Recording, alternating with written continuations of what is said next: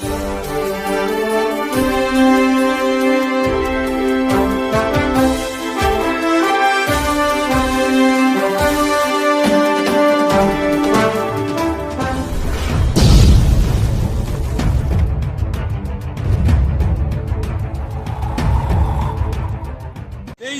है। भागलपुर के डीआईजी सुजीत कुमार ने अपने रेंज में, मैं बता देता हूं कि पहले जोन हुआ करता था, आईजी का रेंज हुआ करता था। अंतिम आईजी जब यहाँ थे तो विनोद कुमार आईजी थे। उसके बाद सरकार ने एक आदेश निकाला, उसके बाद कई जगह डीआईजी और आईजी की पोस्टिंग हुई है। तो भागलपुर में डीआईजी को दिया गया सुजीत कुमार को। डीआईजी के कार्यकाल में मान लीजिए कि बड़ी तबादला किया गया है, जिसमें बांका, नौगछिया, भागलपुर 10 पुलिस इंस्पेक्टर, 59 दरोगा का तबादला किया गया। लेकिन मैं आपको बता देना चाहता हूं कि पुलिस मुख्यालय के एडीजी, हेडक्वार्टर के एडीजी हैं जितेंद्र कुमार, पहले भागलपुर के आईजी पद पर रह चुके हैं। इनके कार्यकाल के समय बड़ा अच्छा काम भी हुआ है। जितेंद्र कुमार ने एक लेटर जारी किया है कि आप बदली तो कर सकते हैं, लेकिन विरमित करने के लिए अभी आप विरमित नहीं कर सकते हैं। एक लेटर सोशल मीडिया पर वायरल हो रहा है। लेटर कितना सही है ये तो बात की बात है, लेकिन वह एडीजी हेडक्वार्टर जितेंद्र कुमार का लेटर है, जिसमें लिखा हुआ है कि आप हस्तांतरण की प्रतिक्रिया पूरी कर सकते हैं, लेकिन कोरोना जैसी महाकाल जैसी गंभीर बीमारी के समय आप उन्हें तुरंत विरमित नहीं कीजिए, और स्थिति को देखते हुए उनको विरमित किया जाएगा। पुलिस मुख्यालय हेडक्वार्टर का ये लेटर चल रहा है। अब डीआईजी का तबादला इस कोरोना जैसी गंभीर बीमारी में कितना उचित है ये तो कहना बड़ा कठिन होगा। सुजीत कुमार एक सुलझे हुए पुलिस अधिकारी माने जाते हैं। इससे पहले सीबीआई में काम किए, रेल एसपी पटना में हुआ करते थे। लेकिन बड़ा तबादले को लेकर काफ़ी तरह की बातें चल रही है, क्योंकि भागलपुर की जो स्थिति है, कमिश्नर को बाय रोड इलाज के लिए कोरोना पॉजिटिव पाई गई वंदना किन्नी। वो मैं बता देना चाहता हूँ, वंदना किन्नी जो भागलपुर की कमिश्नर है, इनके पतिदेव जो है किन्नी साहब पहले आईजी हुआ करते थे। राधा कृष्ण किन्नी ये भागलपुर के आईजी हुआ करते थे और एक बड़े पोस्ट से वो रिटायर किए हैं। उनकी पत्नी है वंदना किन्नी, और पॉजिटिव कोरोना बीमारी पॉजिटिव आ गई, और आने के बाद कल अचानक रातों रात एम्बुलेंस और अपनी निजी गाड़ी से वो पटना इलाज के लिए गई है। काफ़ी तरह की बातें सोशल मीडिया में चल रही है कि गंभीर स्थिति है, बीमारी ज़्यादा हो गई है। लेकिन जहाँ तक प्रशासनिक अधिकारियों की बात पर विश्वास करें तो बीमारी तो है, लेकिन ज़्यादा गंभीर नहीं है। अच्छे इलाज के लिए वो पटना गई है। वंदना किन्नी जो भागलपुर की कमिश्नर है, वो आज के डीएम जो है भागलपुर के कमिश्नर के प्रभार में रहेंगे, मुंगेर के डीएम मुंगेर के कमिश्नर के प्रभार में रहेंगे। सरकार ने ये आदेश भी निकाल दिया है। मैं आपको यही बता देना चाहता हूँ कि भागलपुर का स्टेशन चौक है, हम लोग यहाँ खड़े हैं, बहुत तरह की बातें हैं। कोरोना में मानवता और इंसानियत को तार करने वाली कई तरह की घटनाएँ देखी जा रही है। सोशल मीडिया में कई तरह की वीडियो वायरल की जा रही है, लेकिन आप इस गंभीर बीमारी में अपनी सोच को पॉजिटिव रखिए, पिता और पुत्र के रिश्ते को बरकरार रखिए। घर में आपसी तनाव किसी प्रकार का ना लीजिए। कोई आपसी मतभेद हो रहा है तो पुत्र अपने पिता को शेयर करे, अपनी माँ को शेयर करे, अपनी पत्नी को शेयर करे, क्योंकि लगातार भागलपुर में आत्महत्या की घटनाएं भी बढ़ी है। मैं आपको कहूँगा, कोई भी परेशानी हो किसी व्यक्ति के जीवन में, हर व्यक्ति के जीवन में परेशानियाँ तो आती ही है। आपको कोई खराब कदम नहीं उठाना है, इस बात पर ध्यान रखना है कि ये समय भी गुजर जाएगा, अच्छा समय आएगा। कोरोना जैसी गंभीर बीमारी का जहां सरकार, भारत सरकार की प्रधानमंत्री की बात कीजिए, बिहार के मुख्यमंत्री की बात कीजिए, तो हर बड़े बड़े मंत्री इस मामले में बैकफुट पर दिख रहे हैं। कोरोना जैसी गंभीर बीमारी को लेकर कहीं किसी की प्रकार की दवा अभी तक सरकार ने जारी नहीं की है। लेकिन मैं आपको बता देना चाहता हूँ कि आपसी प्यार बनाए रखिए, इंसानियत को जिंदा रखिए, इंसान से प्रेम कीजिए। कोई आदमी तनिक भर के लिए बीमार रहता है, हमेशा के लिए वह बीमार नहीं है। बीमार व्यक्ति से, बीमारी से दूरी बनाइए, व्यक्ति इंसान से दूरी नहीं बनाइए। इंसानियत को जिंदा रखना है और अपनी निजी बातों को अपने माता पिता से शेयर करना है। तनाव की स्थिति पैदा नहीं करनी है। डर का जो माहौल है ये कहीं कुछ नहीं है, ये एक समय है, ये गुजर जाएगा। मैं भागलपुर स्टेशन चौक से दीपक नौरंगी। 23 जुलाई है और आज गुरुवार का दिन है। तपोवर्धन भागलपुर बरारी क्षेत्र में ये किसी पहचान की आवश्यकता नहीं है। मैंने आपको पहले भी दिखाया था कि भारत के प्रथम प्रधानमंत्री जवाहरलाल नेहरू ने जो ईंटें लगाई थी उस बारे में मैंने आपको जानकारी दी थी। मेरी जानकारी नहीं के बराबर थी। मैं आज फिर बात करता हूं, बड़ा नाम है भागलपुर बिहार में, जेता सिंह से बात करता हूं। उनसे पूछता हूं कि कोरोना जैसी गंभीर बीमारी को लेकर लोगों में एक डर का माहौल बना हुआ है। आखिर ये बीमारी जो लोगों के बीच में एक भय बना हुआ है, कैसे इसका निदान होगा? लोगों के बीच कई तरह तरह की बातें सामने आ रही है। डॉक्टर साहब क्या कहिएगा इस बीमारी को लेकर? कौन सी बीमारी? कोरोना जैसी गंभीर महान बीमारी को लेकर। कोरोना एक मतलब जो हम लोग जितना स्टडी कर रहे हैं, ये एक बहुत संक्रामक बीमारी है। इसकी छूट बड़ी जल्दी लोगों को लगती है, लेकिन वहीं दूसरी तरफ ये भी बातें रिसर्च में वैज्ञानिक लोगों के सामने आ रही हैं और पूरे विश्व के स्तर पर ये बीमारी इतनी ज़्यादा खतरनाक नहीं है, इसलिए इससे बहुत ज़्यादा डरने की ज़रूरत नहीं है। पिछले दिनों आपने जब हमसे पूछा था, हमने उस दिन भी आपको बताया था कि किसी भी तरह का आक्रमण आपके ऊपर होगा, अगर आपने अपनी सुरक्षा व्यवस्था मजबूत करके रखी हुई है, तो गुंडे आक्रमण करें या बड़े क्रिमिनल आक्रमण करें या आतंकवादी आक्रमण करें, अगर सुरक्षा व्यवस्था मजबूत है तो वो उस आक्रमण का मुकाबला करेगी। उसी तरह से अगर हमारे शरीर का इम्यून सिस्टम अच्छा है तो किसी भी वायरस, बैक्टीरिया या कोई भी संक्रमण होगा तो उसका मुकाबला करने में हमारा इम्यून सिस्टम सक्षम रहता है और करता है।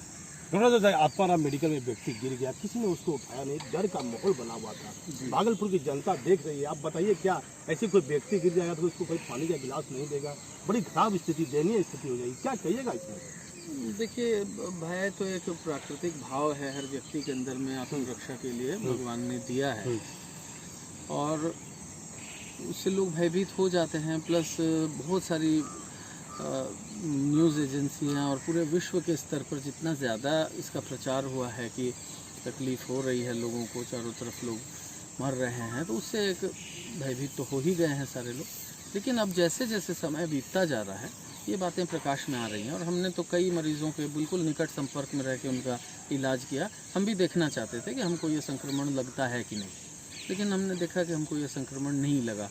कभी जो पॉजिटिव लोग थे उनके संपर्क में भी हम काफ़ी रहे, तो एक आध घंटे के लिए सर्दी खांसी टाइप का बहुत हल्का सा एक प्रभाव आया भी, लेकिन 1-1.5 घंटे में वो दूर हो गया। तो हमने इससे ये समझा कि मेरे शरीर का इम्यून सिस्टम उस संक्रमण को हरा देता है। देखिए, एक बड़ी बात कही है डॉक्टर साहब ने, कहा है कि जो लोग पॉजिटिव पाए गए थे उनका इलाज किया है। कितने लोगों का इलाज किया है? मैं इनसे बात करता हूँ। ये कहे कि नज़दीक आने से कोई वैसा प्रभाव नहीं पड़ा है, तनिक परेशानी हुई है। क्या कितने लोगों का इलाज ये किए हैं? मैं इनसे पूछता हूँ, कितने लोगों का इलाज डॉक्टर साहब किया हुआ? देखिए, इस तरह के 10-12 लोगों के संपर्क में हमको आने का मौका मिला है और जिसमें से कुछ लोग ऐसे थे जिनकी बाद में रिपोर्ट आई कि वो पॉजिटिव थे और कुछ लोगों के बारे में हमको पहले से पता था कि ये कोरोना के पॉजिटिव मरीज हैं। लेकिन बावजूद उसके, क्योंकि हम प्राकृतिक चिकित्सक हैं और हम शरीर के इम्यून सिस्टम को बढ़ाने का प्रचार करते हैं और हर व्यक्ति को हम ये बताते हैं कि आप अपने शरीर की अंदरूनी ताकत को बढ़ाइए, तो ऐसे में हमको भी देखना ज़रूरी था कि हम जिस थ्योरी की बात करते हैं वो व्यवहारिक रूप से सही है कि नहीं। इसलिए हमने उन मरीजों से 2-3 घंटा निकट का संपर्क रखते हुए देखा, तो हमको ऐसी कोई विशेष परेशानी कैसे है वो मरीज? अभी कैसे हैं वर्तमान में, किस स्थिति? नहीं, हमसे मिलने के बाद फिर वो लोग भय के वशीभूत होकर के वो क्वारंटाइन होने चले गए थे। लेकिन मेरे हिसाब से मतलब ऐसा हमको लग नहीं रहा था उनको देख करके। हम आपको एक और घटना बताना चाहते हैं। हमारे घर में कई कुत्ते हैं, उनको एक बार गहुमन सांप ने सभी को डस लिया। उसमें से जिसकी पहली की मृत्यु हुई 4 घंटा उसमें विलम्ब हुआ और बाकी जो कुत्ते थे उनका इलाज करके करीब 7 कुत्ते और थे, हम लोगों ने उनकी प्राण रक्षा कर पाने में सफल रहे। कुछ दिन बाद हमारे एक स्टाफ को हाथ में सांप का जहर लग गया। हाथ में इस तरह से लगा कि उतना ही बड़ा गहुमन सांप निकला था और हम उसको रस्सी के फंदे से पकड़ने की चेष्टा कर रहे थे। तो हमने उसको पकड़ लिया। पकड़ने के बाद उसने खुद को किसी तरह से छुड़ा लिया, लेकिन मेरा फंदा टाइट हो गया था। तो हमने अपने एक सहकर्मी से अनुरोध किया कि ज़रा इसको ढीला कर दो। तो उसने उधर से दूसरे सिरे से उसको पकड़ के ढीला कर दिया। लेकिन उसका हाथ चूँकि कटा हुआ था, उसके ऊपर 2-4 मिनट में ही उसको कुछ सेंसेशन हुआ होगा और वो काफ़ी डर गया और तेज़ी से दौड़ने भागने लगा। हम लोगों ने तुरंत उसको पकड़ करके भागने से रोका, क्योंकि इससे खून का प्रवाह ज़्यादा बढ़ जाता है और तेज़ी से जहर फैल सकता है। और तुरंत उसको जवाहरलाल नेहरू चिकित्सा महाविद्यालय में हम लोगों ने इलाज के लिए भेजा और अपने जो भी संपर्क थे उनसे अनुरोध किया कि जल्दी से इनका इलाज कराया जाए। इलाज हुआ, वो आज ठीक है। कहने का मतलब ये है कि कुत्तों पर हमने देखा कि जहर का असर 4 घंटे के बाद हुआ, लेकिन आदमी के ऊपर हमने देखा कि उसका असर 5 मिनट में ही होने लगा और वो नर्वस हो गया। इससे यही पता चलता है कुत्ते का शरीर और हमारा शरीर मोर और लेस वो भी मैमल्स है और हम भी मैमल्स हैं। उन्हीं पर दवाओं का प्रयोग होता है, चूहों पर और बाकी स्तनपायी जानवरों पर दवाओं का प्रयोग करके ये देखा जाता है कि क्या प्रभाव पड़ रहा है। तो जहर के मामले में हमने यही देखा कि कोबरा का जहर 4 घंटे में जानलेवा होता है। आदमी डरा हुआ होता है, इसलिए वो पहले उसके ऊपर असर हो जाता है। तो अगर आप डरेंगे तो आप कोरोना से मरेंगे। अगर आप नहीं डर रहे हैं, अपने शरीर का इम्यून सिस्टम अच्छे से रख रहे हैं, तो आप कोरोना ही नहीं, अन्य इससे भी कोई घातक विषाणु कल को आ जाएगा, आप उससे भी अपनी रक्षा कर पाएंगे। इसलिए अपने इम्यून सिस्टम को अच्छा कीजिए और प्राकृतिक चिकित्सा इम्यून सिस्टम को ही अच्छा करने का नाम है। फिर हम लोग ब्रेक लेते हैं, फिर पूछेंगे कि डॉक्टर साहब से कि कोरोना की जैसी गंभीर बीमारी में कुछ लोग दवा का इस्तेमाल अधिक कर रहे हैं, दवा के बारे में फिर पूछेंगे, फिर यहाँ तपोवर्धन के बारे में कुछ जानकारी लेंगे। एक ब्रेक लेते हैं। फरवरी 1962 को भारत के प्रथम प्रधानमंत्री जवाहरलाल नेहरू जी यहाँ आए थे और उन्होंने आकर के इस संस्थान का शिलान्यास किया था। उनके द्वारा उनके हाथ से 20 ईंटें जोड़ी गई थी। तो आप ये जो बीच में देख रहे हैं ना, वो ईंटें नेहरू जी के हाथ से जोड़ी हुई हैं और यही यहाँ की आधारशिला उन्होंने रखी थी। तो ये स्थल कितना महत्वपूर्ण है, इससे आप समझ सकते हैं। डॉक्टर साहब से बात करेंगे दवाई के बारे में बाद में बात करेंगे। पहले इस मूर्ति के बारे में, और ये मूर्ति क्यों लगाई और माननीय बिहार के मुख्यमंत्री नीतीश कुमार ने उद्घाटन किया था।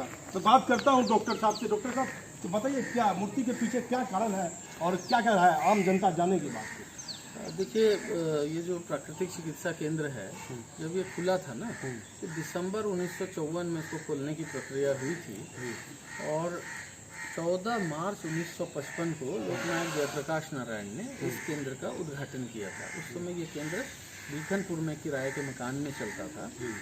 तो बाद में फिर ये अपनी ज़मीनें हुई और यहाँ पर ये केंद्र लाया गया।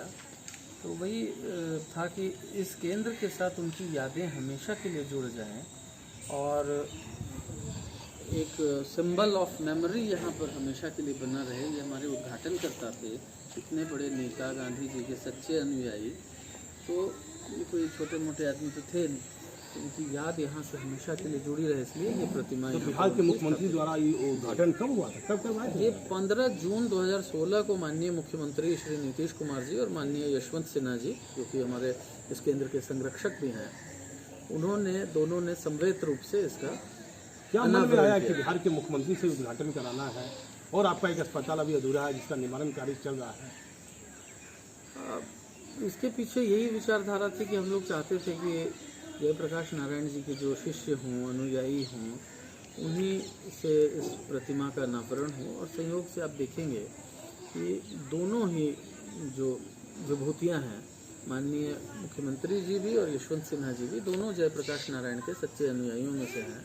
तो इनसे बेहतर और क्या विकल्प हो सकता था। देखिए, डॉक्टर साहब ने एक बड़ी बात कही है कि लोक नारायण जयप्रकाश नारायण की ये मूर्ति है और इनका मकसद था कि वैसे ही व्यक्ति से उद्घाटन करवाया जाए जो लोक नारायण जयप्रकाश जी की बातों से प्रभावित हो, जो उनके पक्के शिष्य और भक्त भी आप मान सकते हैं। और माननीय बिहार के मुख्यमंत्री है यशवंत सिन्हा जी से बात की। अब मैं उनसे बात करता हूं, जो विटामिन सी कैप्सूल के बारे में लोग तरह तरह की दवा कोरोना जैसी गंभीर बीमारी में ले रहे हैं। डॉक्टर साहब क्या कहिएगा, विटामिन सी के बारे में राजीव जी से भी बात हो रही थी आपकी।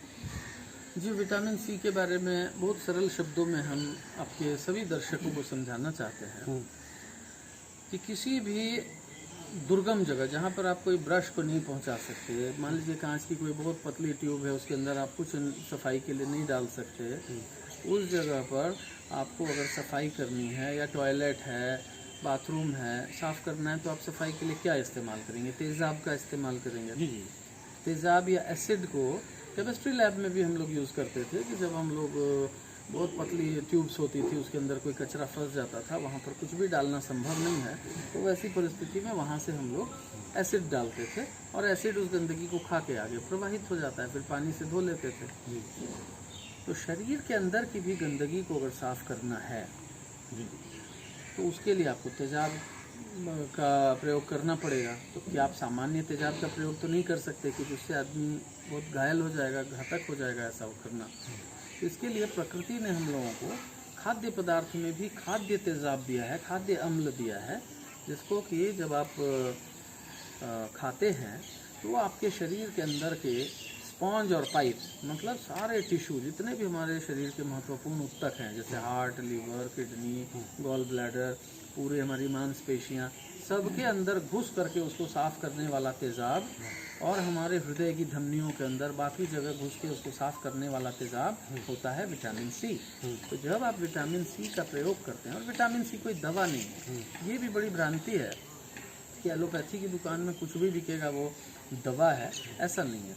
विटामिन एक अलग चीज़ होती है, ये पोषक तत्व होते हैं। जब आप संतुलित आहार क्या होता है इसको पढ़ेंगे तो आपको पता चलेगा कि विटामिन सी एक आहार होता है, और प्रकृति ने इसको नींबू के रस में, नारंगी में, टमाटर में, अनानास में, मौसम्बी में, जो भी खट्टे फल और खट्टी सब्जियां हैं उसके अंदर हम लोगों को प्रचुर मात्रा में विटामिन सी दिया है। तो जब विटामिन सी का सेवन करेंगे, हार्ट की धमनियों की सफाई होगी तो हार्ट अच्छा रहेगा। हार्ट की धमनियों में जो ब्लॉकेज होता है उसको जब विटामिन सी आप ज़्यादा करके लेंगे उसमें फ़ायदा होता है। तो एक बहुत बड़े वैज्ञानिक हुए हैं लाइनस पॉलिंग, उनको नोबेल पुरस्कार 2 बार मिला है और 1 बार विटामिन सी के लिए मिला है। तो लाइनस पॉलिंग जी ने अपने अनुसंधान में क्या लाया, उन्होंने लाया कि कैंसर की जो टिश्यूज़ होती हैं वो क्लोज्ड सेल होता है, बंद रहता है, वो अपने को इतना बंद रखता है कि उसके अंदर कुछ नहीं घुस पाता है। उनका कहना था कि उन्होंने जो प्रयोग किया, विटामिन सी भी घुस गया कैंसर के सेल के अंदर और अंदर से घुस के उसको नष्ट कर दिया उसने। ठीक है, एक बात। दूसरी बात कि हार्ट की जो धमनियां हैं उसके अंदर ब्लॉकेज हो जाता है, तो जब विटामिन सी का डोज दिया गया ज़्यादा करके तो हार्ट की धमनियां साफ हो गई। तो लाइनस पॉलिंग ने ये बताया है कि जब आप विटामिन सी का प्रयोग कम मात्रा में करते हैं तो वो और गंदगी को बढ़ाता है, कीचड़ को बढ़ा देता है। ठीक उस तरह आप कल्पना कीजिए कि आप शौचालय को जितने तेजाब की ज़रूरत है उससे साफ़ करना चाहेंगे या उससे बहुत कम में साफ़ करना चाहेंगे। कपड़ों में जितना साबुन लगेगा उससे साफ़ करेंगे या उससे कम में साफ़ करेंगे। तो रिक्वायर्ड से कम जब मात्रा में आप यूज़ कीजिएगा तो वहाँ कीचड़ उत्पन्न होगा। तो शरीर के अंदर भी जब विटामिन सी आवश्यकता से कम मात्रा में आप डालते हैं तो वैसी परिस्थिति में अंदर वो और कचरा पैदा करता है, कचरा जमा कर देता है। पूरा साफ़ करने के लिए पर्याप्त मात्रा में विटामिन सी लेना चाहिए, ये लाइनस पॉलिंग ने बताया। हम उनकी बातों को यहाँ उद्धृत कर रहे हैं आपके सामने। तो जब हम लोगों ने इसको पढ़ा था तब से हम लोगों ने प्राकृतिक चिकित्सा में देखा इसको प्रयोग करके, तो हमने देखा रे कैंसर की बीमारी में बड़ा फ़ायदा होने लगा। हार्ट की आर्टरी जो ब्लॉकेज थी जिसके लिए बड़े बड़े सर्जरी कराए जाते हैं, बाईपास सर्जरी कराई जाती है, उन्हें नेचुरली खुल गई हार्ट की आर्टरी। तो उन्होंने समझा क्या भाई लाइनस पॉलिंग ने जो बताया था वो बिल्कुल सही बताया था, हम लोगों ने वो करके देखा। अब कोरोना पर आते हैं। मान लीजिए कि आपके पास आजकल तो डस्टबिन हर जगह बताया जा रहा है कि ड्राई कचरा एक तरफ फेंकिए और गीला कचरा एक तरफ फेंकिए। तो रसोई घर में अगर आपने 2 कचरे के डब्बे रखे हुए हैं और एक में आप सब्जियों के छिलके, फल के छिलके, बचे हुए खाद्य पदार्थ डालते हैं और दूसरे कचरे के डब्बे में आप सूखे कागज़, गत्ते, पैकिंग मटेरियल, पन्नी, ये सब डालते हैं। तो हमको आप बताइए, हम एक सवाल आपसे पूछ रहे हैं कि कीड़े मकोड़े, कॉकरोच, कीटाणु, मच्छर, मक्खी कौन से कचरे के डब्बे में जाएंगे बताइए? कुछ होगा उसमें जाएंगे। जिसमें गीला कचरा आपने जमा कर रखा है, जो सड़ रहा है, उसमें कीड़े मकोड़े जाएंगे। तो जब शरीर को आप डस्टबिन के जैसा गंदा अंदर से बना लीजिएगा तो आपके अंदर कोरोना वायरस भी जाएगा, HIV भी जाएगा, जिसके आप संपर्क में आएंगे वो भी जाएगा, क्योंकि आपने उसका भोजन अंदर में रखा हुआ है। अगर अंदर से आप शरीर को बिल्कुल साफ रखेंगे तो कोई इन्फेक्शन आपके शरीर में नहीं जाएगा। इन्फेक्शन मतलब क्या होता है? बाहर से आके अंदर घुस जाना, दैट इज़ इन्फेक्शन। तो जब आपका शरीर अंदर से साफ है तो अंदर कोई इन्फेक्शन नहीं घुसेगा। ठीक है, अंदर से साफ कौन करेगा? विटामिन सी करेगा। और विटामिन सी की अच्छी मात्रा लीजिएगा तो जितने तरह के वायरस, बैक्टीरिया और पैथोजन होते हैं जो हमको बीमार करते हैं वो सभी को वो नष्ट कर डालेगा। तो ये सिद्ध किया हुआ फैक्ट है, हम कोई नई बात आपको नहीं बता रहे हैं कि विटामिन सी हर तरह के वायरस को मार सकता है। वायरस को मारने की क्षमता सिर्फ 2 तत्वों में होती है जो कि खाद्य पदार्थ हैं। एक कॉपर यानी तांबा तत्व और दूसरा विटामिन सी। अब कॉपर आप पूछिएगा कि किसमें पाया जाता है, पान के पत्ते में बहुत सा कॉपर पाया जाता है। पान का पत्ता चबाइए, आपको प्राकृतिक तौर पर कॉपर का सप्लीमेंट प्राप्त हो जाएगा। पान से नुकसान नहीं होता है, नुकसान उसमें जो अन्य चीज़ें मिला के लोग खाते हैं ना, और नशीले पदार्थ, उससे नुकसान होता है। पान तो हमारी भारतीय संस्कृति का हिस्सा रहा हुआ है, खाना खाने के बाद तांबुल चबाने की परंपरा रही है, तो बेहतर जानते हैं इस बात को। तो यही हम बताना चाहते थे कि विटामिन सी ही कोरोना वायरस का इलाज हो सकता है। और अब लाइनस पॉलिंग ने बताया और हम भी आपको बता रहे हैं कि विटामिन सी की उचित मात्रा क्या होती है। तो सीधी सी बात है कि जितनी गंदगी होगी उसको साफ करने के लिए जितना साबुन लगेगा, उसी तरह से शरीर जितना गंदा रहेगा विटामिन सी उतना लगेगा। तो किसी भी व्यक्ति के विटामिन सी की खुराक बढ़ और घट सकती है। हो सकता है कि आज आप 2 ग्राम खाएं, आपका काम चल जाए, लेकिन कल कोई इन्फेक्शन हो जाएगा तो 6 ग्राम विटामिन सी भी आपके लिए पर्याप्त हो सकता है कि ना हो। तो कोई भी व्यक्ति कैसे जानेगा कि कितनी मात्रा उसके लिए पर्याप्त है? आप इस तरह से जान सकते हैं कि जब किसी को भी पतला मल त्याग होने लगे या लूज मोशन होने लगे, वो विटामिन सी की सही खुराक होती है। तो उसमें ये पता चलता है कि ये लूज मोशन क्या है। ये लूज मोशन है कि बॉडी ने उसको ओवरफ्लो करके निकाल दिया, क्योंकि विटामिन सी एक जल में घुलनशील विटामिन है। इसको शरीर में संचय करके नहीं रखा जा सकता है। शरीर को रोज़ वो चाहिए होता है, रोज़ शरीर अपने अंदर मतलब आपको ऊपर से रोज़ देना पड़ेगा, और शरीर अपने अंदर विटामिन सी को नहीं बना सकता है। तो आप विटामिन सी की पर्याप्त मात्रा दिन में बांट करके खाइए, और उस डोज को तब तक बढ़ाते जाइए जब तक कि आपको पतला शौच न होने लग जाए। जब पतला शौच हो जाए तो उससे 1 डोज कम कर लीजिए, यही आपकी विटामिन सी की आवश्यकता होगी। 1 डोज कम करेंगे, आपका पेट फिर बंध जाएगा, और 2-4 दिन उस डोज पे रख के फिर से बढ़ा के चेक कीजिए, तो आपको खुद पता चल जाएगा कि जब आपका शरीर बेहतर महसूस कर रहा है तो बहुत कम विटामिन सी में ही आपको गीला शौच होने लग जाएगा, और जब आप थोड़ा सा अस्वस्थ महसूस करेंगे तो आपके विटामिन सी की खुराक बढ़ जाएगी। ये आप खुद महसूस करेंगे कि हमने ज़्यादा भी खाया लेकिन हमको लूज मोशन नहीं हुआ। ये विटामिन सी के बारे में लाइनस पॉलिंग ने भी बताया, और हम लोगों ने अनुभव करके। डॉक्टर साहब से विटामिन सी के बारे में पूछे, अंतिम बात में पूछूंगा ब्रेक लेने से पहले, इस मूर्ति के बारे में पूछूंगा, ब्रेक लेता हूँ। हाँ, अरे लो, फिर हम इन लोग से फिर पूछेंगे जी, डॉक्टर साहब फ्री करेंगे फिर आप। देखिए ये मूर्ति किनके द्वारा बनाई गई, और मूर्ति काफ़ी लग रहा है कि बहुत सुंदर मूर्ति है, जैसे कोई राजस्थान के कोई बड़े कारीगर ने बनाई होगी, क्योंकि भागलपुर में आप मूर्ति देखिएगा तो ऐसी मूर्ति आपको कम दिखेगी। मूर्ति बनाने वाले में भी विशेष कलाकारी की होगी। डॉक्टर साहब, किसके द्वारा ये मूर्ति बनाई गई?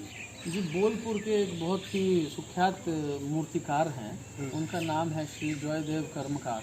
उन्होंने ही ये मूर्ति बना करके हम लोगों को दी। कब आप मूर्ति की शुरुआत मतलब हुई थी बनना?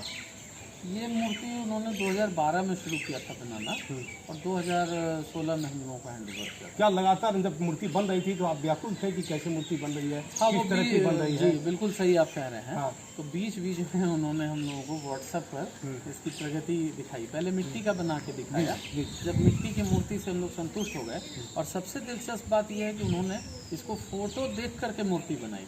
तो उन्होंने जयप्रकाश नारायण जी की कई तस्वीरें ली और हर एंगल से उसका अध्ययन किया, और मिट्टी का इसको पहले बना के हम लोगों को दिखाया।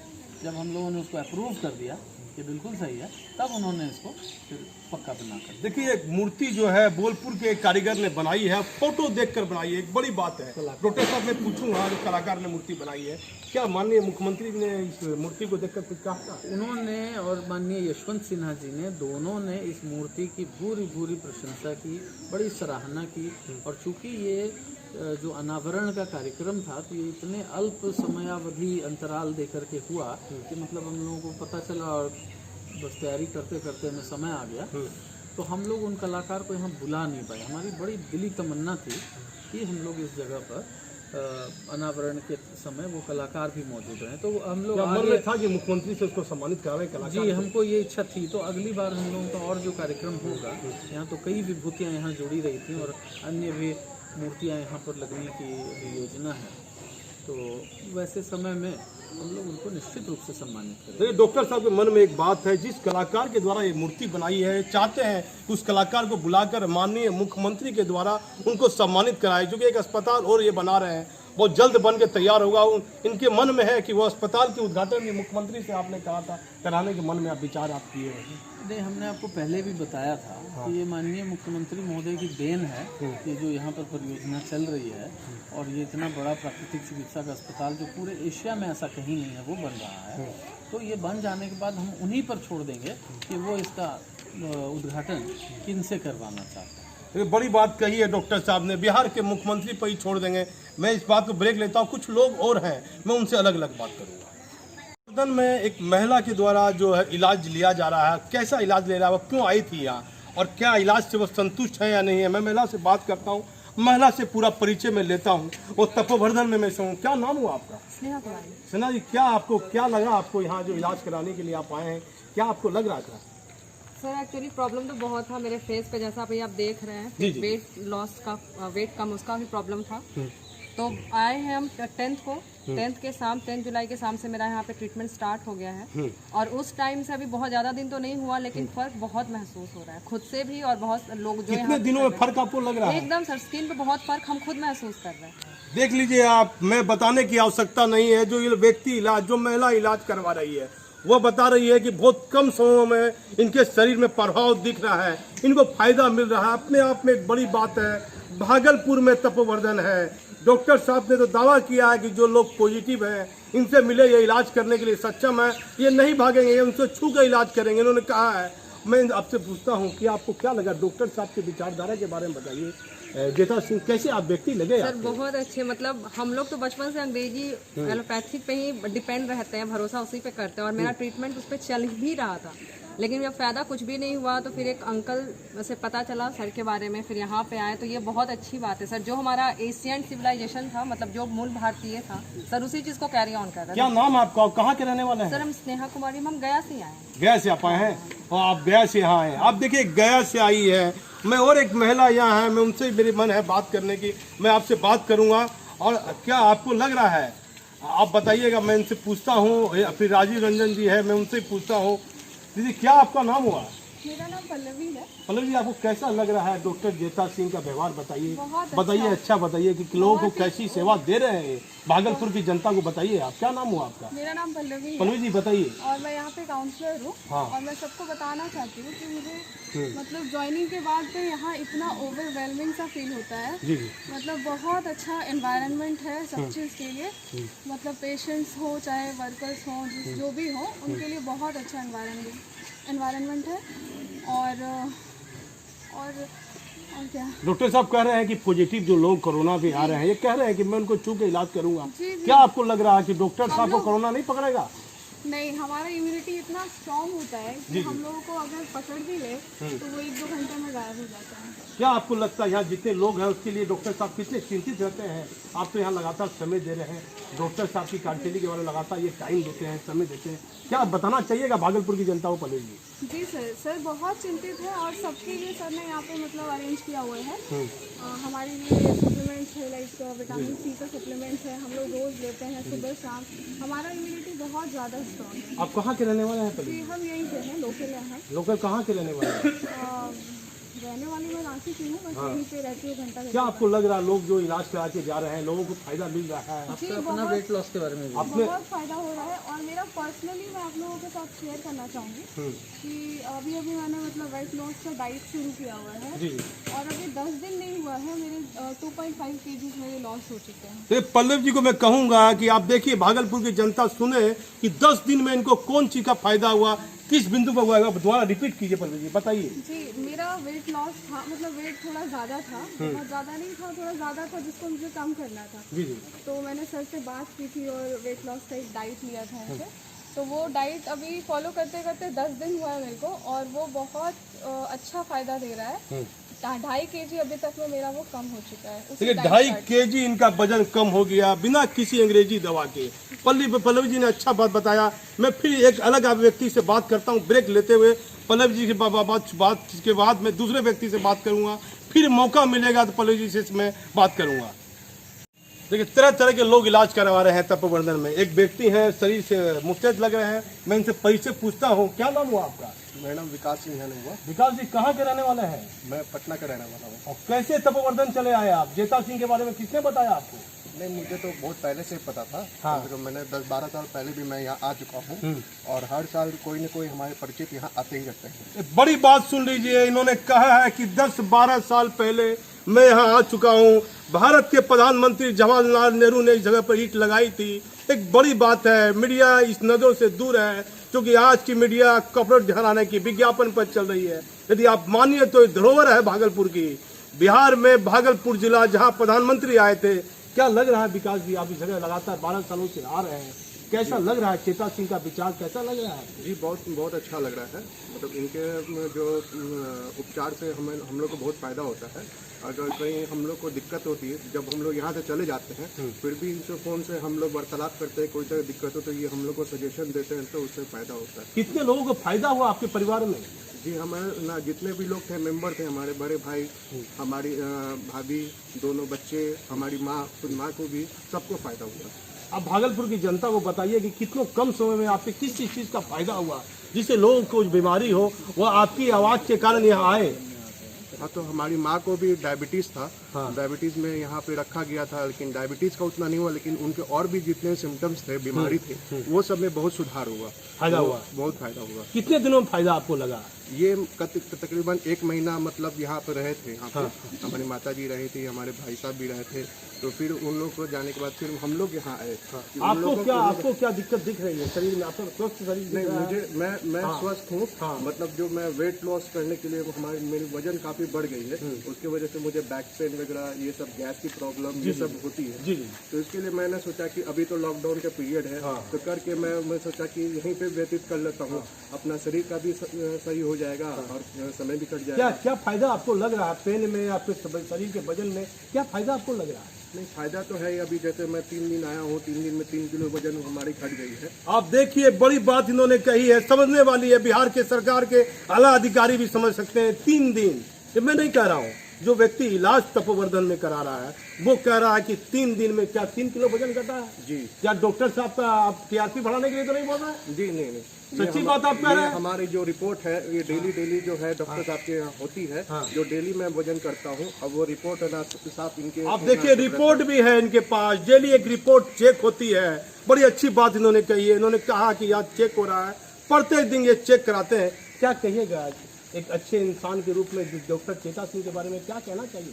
नहीं, बहुत ही अच्छा ये है, बना हुआ है तपोवर्धन, हमारे नेचुरोपैथी इलाज होती है। ये हम ना यहाँ मैं आया हूँ तो मतलब इतना नहीं देखा कि यहाँ पे आप पटना से यहाँ आए, लेकिन जो लोग भागलपुर के हैं उनको क्या कहना चाहिएगा? नहीं, ये बहुत ही अच्छा चीज़ है। मतलब यहाँ पे लोग को इलाज कराना चाहिए। जो भी कष्ट न है तो उनको यहाँ पे संपर्क करना चाहिए। देखिए, इनका कहना है साफ तौर पर कि ये पटना से आए हैं और आपको भागलपुर में जो चीज है, घर की मुर्गी, एक कहावत है कि दाल बरोबर, में इस पर ज्यादा नहीं कहना चाहूंगा। भागलपुर के जो लोग हैं वह बाहर जाते हैं इलाज कराने के लिए। मैं एक ब्रेक लेता हूं। एक राजीव रंजन, एक बड़ा नाम है, नौगछिया के हैं और बड़ा अच्छा काम ये कर रहे हैं। मेरा उनसे परिचय हुआ, मैं उनसे ही बात करूंगा। जी, मैं आज ही आया हूँ। आज आप आए हैं, कैसा लग रहा है आपको इतना देर में? बहुत ही अच्छा लग रहा है। थेरेपी मेरा किसी प्रकार की कोई परेशानी शरीर में आपको? नहीं, कोई परेशानी नहीं है। अच्छे से आप बोल रहे हैं। आपने खाना भी खाया, स्वाद भी आपने कहा कि मुझे लग रहा है। मिठाई भी बहुत स्वादिष्ट, मिठाई भी आपको स्वादिष्ट लग रही मिठाई थी? स्वादिष्ट लगा, इसका मतलब आप देख लीजिए कि आज ही ये आए हैं, अचानक मैं भी चला आया। ये कोई प्लानिंग नहीं थी, अपने आप में सच्चाई है। अचानक मैं लेट से आया और इनसे मुलाकात हो गई राजीव जी से। राजीव जी बता रहे हैं कि नहीं, आराम दिख मिल रहा है। और आप क्या ट्रीटमेंट कराइएगा राजीव? हाँ, डॉक्टर साहब ने मुझे कुछ दिया है, कुछ मेडिसिन उन्होंने रेफर किया है, जो जैसा बताया डॉक्टर ने कि विटामिन सी का मुख्य रूप से ट्रीटमेंट, इन्होंने कुछ चीज़ें बताई है, उसके डोजेज वगैरह। वो डोजेज लेंगे। इन्होंने बोला कि आपको टेस्ट कराएं या नहीं कराएं, कोविड-19 पॉजिटिव हो या नेगेटिव हो, मुझे नहीं पता। क्या कहिएगा भागलपुर की जनता को, क्या कहना चाहिए? डेफिनेटली मैं भागलपुर की जनता को नहीं, बिहार की जनता को नहीं, देश की जनता को भी बोलना चाहूँगा। क्या कहना चाहते हैं? कुछ वही मैं कहना चाह रहा हूँ मैं कि नेचुरोपैथ से जुड़े, नेचुरोपैथ से जुड़े। ये लोग के फ्यूचर नहीं है, वो कहीं ना कहीं आपको डैमेज करता है इंडिरेक्टली और प्रत्यक्ष रूप से, है ना। और मैं पूरे भारत की जनता को बोलना चाहूँगा कि यह जो डॉक्टर साहब ये जो भागलपुर को एक बहुत बड़ी धरोहर जो देने जा रहे हैं, इसका समुचित फायदा उठाएं। और मैं यही बोलूँगा, सब लोग मिल करके इनको सपोर्ट करें। और आप लोगों से भी अनुरोध मैं करता हूँ कि आप लोग मानसिक तौर पे इनका पूरा मनोबल बढ़ाते रहिए आप, ताकि इतने अच्छे काम को और बड़े तरीके से करने में इनको और सहयोग, मनोबल इनका बढ़ा दें। देखिए राजीव रंजन ने बड़ी अच्छी बात कही है, मैं इसे विस्तार से आपको बताता हूँ कम शब्दों में। डॉक्टर जेता सिंह रहे या न रहे, तपोवर्धन आपके भागलपुर में रहेगा, जेता सिंह का नाम रह जाएगा। आप बीमार पड़िएगा तो आप तपोवर्धन आइएगा, बहुत ज़्यादा फीस नहीं है। लोगों के मन में आपको ये भावना नहीं रखनी है कि मैं तपोवर्धन चला जाऊंगा, जिस तरह निजी अस्पताल में लोग जाते हैं। क्या आपको लगता है फीस को लोगों की तरह की बात मन में आएगी? देखिए मैं बताता हूँ फीस के बारे में मुझे अनुभव, मेरे मित्र वगैरह काफ़ी बड़े बड़े हॉस्पिटल में इंडिया के कॉर्पोरेट घराने में, ग्लोबली वर्ल्ड घराने में सब सीईओ के पद पे काम कर रहे हैं। मैं अपोलो का सीईओ मेरा मित्र है, ठीक है। मेरा बहुत तरह के जितने बड़े कॉर्पोरेट हाउसेस हैं उसके सीईओ के मेरे मित्र हैं, ठीक है। मैं अच्छी तरीके से जानता हूँ उनका मोडस ऑपरेंडी क्या है, किस तरीके से वो फंक्शन करते हैं, ठीक है। वो तो प्योर एक बिजनेस है। अब वो यहाँ क्या लग रहा है? से दुकान है वो, यहाँ पर ये चीज़ ही नहीं, यहाँ पे जन सेवा है। आप देखिए राजीव रंजन ने कहा कि जन सेवा है, जनमानस की सेवा है। पल्लवी जी एक मिनट आप समय दीजिए अपना, मैं आपसे पूछूंगा कि देखिए जो लोग को मन में हो जाएगा कि इलाज कराने के लिए तपोवर्धन आना है, क्या बहुत ज्यादा फीस यहाँ की नहीं ना है? क्या आप आम आदमी को क्या कहना चाहिएगा पल्लवी? हमारा जो शुल्क होता है वो आम आदमी के लिए आराम से, मतलब उसमें अन्य अस्पतालों की वजह आप आराम दीजिएगा। हमारा बहुत उससे उस हिसाब से हमारा बहुत अफोर्डेबल प्राइस है।